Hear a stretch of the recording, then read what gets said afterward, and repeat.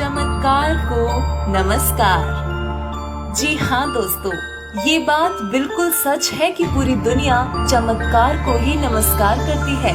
अब चाहे कोई छोटा सा जादूगर हो या कोई संत, महंत, आचार्य या फिर सिद्ध पुरुष, जो जितने छोटे या बड़े चमत्कार करता है, दुनिया उसकी उतनी ही वाहवाही करती है। यहाँ तक कि जिन्हें हम भगवान मानते हैं, जैसे ब्रह्मा, विष्णु, महेश, दुर्गा जी और गणेश जी तथा जितने भी इनके अवतार हुए हैं, श्री राम, कृष्ण या फिर हनुमान जी आदि, सभी को आज तक चमत्कारों के आधार पर ही, यानी कि किसने कितने चमत्कार दिखाए, यही देखकर उन्हें महत्व देते हैं। खैर, ये कोई पैमाना नहीं है किसी को भगवान मानने का। फिर भी आज हम आपको ऐसे चमत्कारों से अवगत कराएंगे जिनके बारे में आपने शायद ही कभी सुना हो।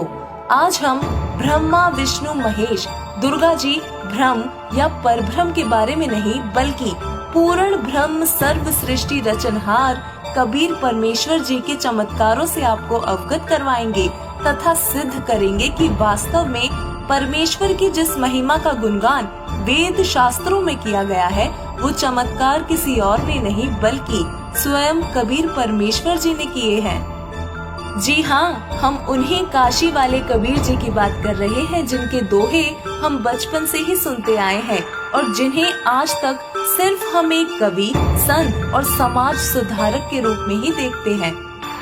लेकिन आज हम आपको उनके कुछ ऐसे अद्भुत चमत्कारों के विषय में बताएंगे जो सिर्फ परमेश्वर ही कर सकते हैं। वैसे तो कबीर साहिब ने सन 1398 से सन 1518 तक के अपने 120 वर्ष के जीवन काल में अनगिनत चमत्कार किए हैं, परंतु फिर भी उनके कुछ चमत्कारों का वर्णन हम अपनी इस वीडियो में कर रहे हैं। दोस्तों, सबसे पहला चमत्कार कबीर साहिब जी का इस धरातल पर प्रकट होना ही है। जी हाँ, परमेश्वर कबीर साहिब इस धरती पर प्रकट हुए, लेकिन उन्होंने किसी माँ के गर्भ से जन्म नहीं लिया, बल्कि काशी के लहरतारा तालाब में एक विकसित कमल के फूल पर अपने निजधाम सतलोक से आकर सहज शरीर प्रकट हुए। दूसरा चमत्कार कबीर साहिब जी ने अपनी परवरिश की लीला में किया। कबीर परमेश्वर जी की परवरिश की लीला कवारी गाय के दूध से हुई, अर्थात बचपन में वो कवारी गायों का दूध ही पीते थे। जिसके बाद बालक रूप में कबीर साहिब के नामकरण के लिए जब काजी आए और कुरान शरीफ खोला तो उसके सारे अक्षर कबीर कबीर हो गए, अन्य कोई लेख बचा ही नहीं।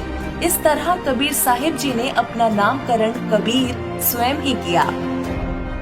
परमेश्वर कबीर जी के मुंह बोले माता पिता बहुत ही निर्धन थे और चिंतित रहते थे, जिसके बाद शिशु रूप में कबीर परमात्मा अपने पालने के नीचे 10 ग्राम सोने की अशर्फी प्रतिदिन देने लगे, जिससे उनका कर्ज खत्म हुआ। परमेश्वर के लिए कुछ भी कठिन नहीं है। इसके बाद केवल 5 वर्ष की आयु से ही कबीर साहिब ने उस समय के ऋषि, महर्षि, मंडलेश्वरों और काजी, मुल्ला, पीरों के ज्ञान चर्चा में छक्के छुड़ाने शुरू कर दिए। परमेश्वर कबीर जी ने पाखंडवाद का खंडन किया व प्रेम, भाईचारे और दोनों धर्मों में एकता का संदेश दिया। एक समय की बात है जब दिल्ली के बादशाह सिकंदर लोधी ने कबीर साहिब जी को कहा कि यदि वो 13 गाड़ी कागज 2.5 दिन यानी कि 60 घंटे में लिख दें तो हम उन्हें अल्लाह मान लेंगे। परमेश्वर कबीर जी ने अपनी डंडी उन 13 गाड़ियों पर घुमाई जो कागज से भरी थी, और बस फिर क्या था, पूरी गाड़ियों के कागज पर अमृतवाणियां व संपूर्ण आध्यात्मिक ज्ञान लिख गया। दोस्तों, कबीर साहिब जी ने न केवल उस समय की प्रचलित रूढ़ियों का खंडन किया, बल्कि जाति पाति और छुआछूत को भी खत्म किया। एक समय तोतद्री नामक स्थान पर सत्संग व भंडारे का आयोजन था, जहां कबीर जी भी अपने गुरु रामानंद जी के साथ वहां पहुंच जाते हैं। कबीर जी को देख बाकी ब्राह्मणों ने उनको नीचा दिखाने के लिए शर्त रखी कि जो भी 4 वेद मंत्र सुनाएगा वो एक भंडारे में बैठेगा तथा जो नहीं सुनाएगा वो सामान्य भंडारे में बैठेगा। जब कबीर साहिब जी की बारी आई तब उन्होंने पास खड़े भैंसे को बुलाया और उसे थपकी देकर कहा कि भैंसे राम, इनको वेद मंत्र सुनाओ। भैंसे ने 4 वेद मंत्र सुना दिए। उसके बाद कबीर साहिब जी ने कहा कि भैंसे ने कायदे से मंत्र सुनाए हैं तो उसे भी भंडारे में बैठने दिया जाए। यह लीला देखकर सभी ब्राह्मण उनके चरणों में गिर पड़े और क्षमा मांगी तथा नाम दीक्षा भी ली। दोस्तों, एक बार कबीर साहिब जी अपने 2 सेवकों के साथ अपने शिष्य सम्मन के घर गए। सम्मन वैसे तो बहुत निर्धन था, लेकिन उसकी आस्था कबीर साहिब जी में अटूट थी। सम्मन इतना निर्धन था कि बहुत बार तो उसके पास खाने के लिए खाना भी नहीं होता था। उस दिन भी कुछ ऐसा ही हुआ। जब सम्मन की पत्नी नेकी ने देखा कि उधार मांगने पर भी कोई आटा उधार नहीं दे रहा, तो उसने सम्मन और अपने पुत्र सेव को कहा कि तुम चोरी कर लाओ। जब हमारे पास आटा होगा तो हम वापस कर देंगे। परंतु जब वो चोरी करने गए तो सेव पकड़ा गया और सम्मन ने गुरुदेव जी की बदनामी के डर से सेव की यानी कि अपने पुत्र की गर्दन काट दी। सुबह होते ही नेकी ने भोजन तैयार किया और कबीर साहिब जी को एहसास तक नहीं होने दिया कि सेव मर चुका है। खैर, कबीर साहिब तो परमात्मा थे। उन्होंने सिर्फ इतना कहा कि आओ सेव जीम लो, ये प्रसाद प्रेम, शीश कटत है चोरों के, साधु के नित्य क्षेम। इतना कहते ही सेव भागा चला आया और साथ बैठ के खाना खाने लगा।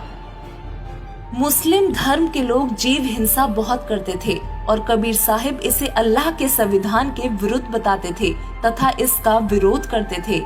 एक समय दिल्ली के बादशाह सिकंदर लोदी काशी नगरी में आए हुए थे, जहां काजियों व मौलानाओं ने जो कबीर जी से चिढ़ते थे, उन्होंने कबीर साहिब जी की शिकायत सिकंदर लोदी से की। जिसके बाद सिकंदर लोदी ने कबीर जी को बुलाकर कहा कि हमारे नबी मोहम्मद ने तो गाय को जीवित किया था। ऐसा कहकर एक गर्भवती गाय कटवा दी और कहा कि यदि कबीर साहिब अल्लाह हैं तो गाय को जीवित कर दें। तभी कबीर परमेश्वर जी ने गाय के ऊपर थपकी लगाई, जिसके बाद न केवल गाय साथ ही उसके बछड़े को भी जीवित किया और बल्कि गाय का दूध भी निकाल कर दिखा दिया। दोस्तों, एक समय दिल्ली के बादशाह सिकंदर लोदी ने परमेश्वर कबीर साहिब जी के गुरु रामानंद जी का सिर काटकर कत्ल कर दिया, किंतु तुरंत ही उसे पछतावा हुआ।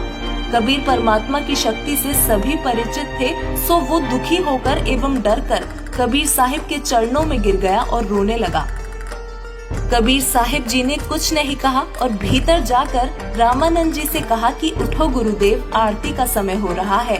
कबीर साहिब जी के इतना कहते ही रामानंद जी की गर्दन धड़ से जुड़ गई और वो जीवित हो गए। इस चमत्कार के बाद सिकंदर लोदी ने परमेश्वर कबीर साहिब से दिल्ली चलने की प्रार्थना की और नाम दीक्षा भी ली। दिल्ली के बादशाह सिकंदर लोदी अपने पूर्व जन्म के संस्कारों के कारण एक जलन के रोग से पीड़ित हो गए थे। उस भयंकर रोग के इलाज के लिए सिकंदर लोदी सभी पीरों, काजियों और वैद्यों के पास जा चुके थे, किंतु वो रोग असाध्य था। उसे सभी ने यह उत्तर दिया कि यह रोग तो आपकी मृत्यु के साथ ही खत्म होगा।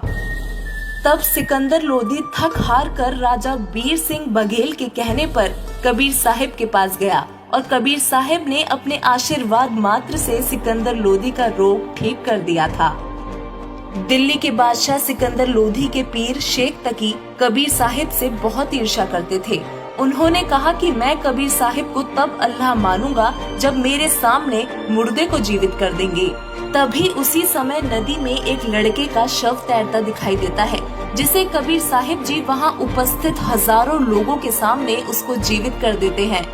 फिर कुछ दिन बाद शेख तकी की इसी जिद में कबीर साहिब ने शेख तकी की कब्र में दफन बेटी को भी हजारों लोगों के समक्ष जीवित किया, जिसकी चर्चा पूरी दिल्ली में हुई थी। इस चमत्कार को देखकर हजारों की संख्या में लोग कबीर साहिब जी की शरण में आए।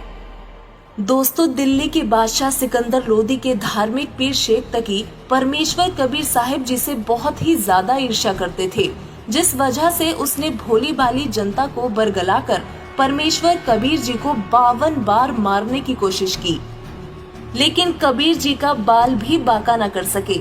शेख तकी द्वारा परमेश्वर कबीर जी को सरसों के तेल के कढ़ाई में डालकर मारना, झेरे कुएं में डालना, गुंडों से मरवाना, गंगा में डुबोकर मारने का प्रयत्न भी किया गया। पत्थर तोप के गोलों से कबीर साहिब जी पर हमला करना, खूनी हाथी के आगे डालना आदि। इतनी यातनाएं देने के बाद भी कबीर साहिब जी का कुछ नहीं बिगाड़ सके, तो उनके नाम से भंडारे की झूठी चिट्ठी डालकर पूरे भारतवर्ष के ब्राह्मण पंडित काजियों को काशी में बुला लिया और कबीर जी को बेइज्जत करके भगाने की कोशिश की। परंतु परमेश्वर कबीर जी ने वहाँ भी चमत्कार किया और 18 लाख लोगों को भंडारा करवाया और तत्व ज्ञान भी समझाया। लाखों लोगों ने कबीर जी से नाम लिया। परमेश्वर कबीर जी ने बहुत से चमत्कार किए, परंतु फिर भी शेख तकी समझ नहीं पाया। ऐसे और भी अनेकों चमत्कार परमात्मा कबीर जी ने किए। जीवा दत्ता नाम के 2 भाइयों के सूखे वृक्ष की डार को हरा भरा कर दिया। गोरखनाथ से शास्त्रार्थ करके गोरखनाथ जी को ज्ञान और सिद्धि में हराया और उनको भी नाम दीक्षा देकर शरण में लिया। जगन्नाथ का मंदिर बनवाया और फिर अंत में 120 वर्ष की आयु में वापस सतलोक सह शरीर जाते समय परमेश्वर कबीर जी ने मगहर शहर में आमी नाम की नदी, जो शिवजी जी के श्रापवश सूख चुकी थी, उसको फिर से पानी से भर दिया, जो आज भी बह रही है। जिसके बाद परमेश्वर कबीर जी अपने निजधाम सतलोक में सह शरीर चले गए। उनका शरीर नहीं मिला, शरीर की जगह सुगंधित फूल मिले। परमेश्वर जाते जाते भी हिंदू और मुस्लिम दोनों धर्मों को एक कर गए। दोस्तों, परमेश्वर कबीर जी ने आज से 624 वर्ष पहले यहाँ इस धरातल पर 120 वर्ष लीला की। जिस समय पूरे विश्व की आबादी करीब 4 करोड़ थी, उनमें से 64 लाख परमेश्वर कबीर जी की शरण में आए और उनसे नाम दीक्षा ली, जो कोई साधारण बात नहीं है। तो दोस्तों, संत वो नहीं जो चमत्कार करे और संत वो भी नहीं जिससे चमत्कार ना हो। अर्थात जादू, जंत्र मंत्र, सिद्धि प्रदर्शन करने वाले लोग जो मान बढ़ाई या प्रसिद्धि के लिए चमत्कार करके दिखाते हैं, वो संत नहीं होते। संत वो होते हैं जो चमत्कार करते नहीं, परंतु उनके आशीर्वाद और उनके दिए नाम का सिमरन करने से उनके अनुयायियों को अपने आप लाभ होते हैं, उनके साथ चमत्कार होते हैं। ऐसे ही एक महान संत आज पूरे विश्व में परमेश्वर कबीर साहिब जी के द्वारा दिया हुआ तत्व ज्ञान विश्व को दे रहे हैं। वो महापुरुष जगत गुरु तत्वदर्शी संत रामपाल जी महाराज जी हैं, जिनकी शरण में आने से उनके अनुयायियों को अनेकों लाभ होते हैं और उनके साथ अनेकों चमत्कार होते हैं। बहुत से अनुयायियों को जीवन दान देने वाले संत रामपाल जी महाराज स्वयं पूर्ण ब्रह्म परमेश्वर कबीर साहिब जी हैं। जो काम भगवान किया करता है, वही काम संत रामपाल जी महाराज जी कर रहे हैं। अपने सभी भक्तों को लाभ दे रहे हैं और सद्भक्ति देकर उनका कल्याण कर रहे हैं। संत रामपाल जी महाराज जी सभी धर्मों के सद्ग्रंथों में से प्रमाणित ज्ञान पूरे विश्व को दे रहे हैं और उनके तत्व ज्ञान को समझकर दिन प्रतिदिन बहुत से लोग उनसे नाम दीक्षा ले रहे हैं और अपना कल्याण करवा रहे हैं। आप सभी से करबद्ध प्रार्थना है कि जगत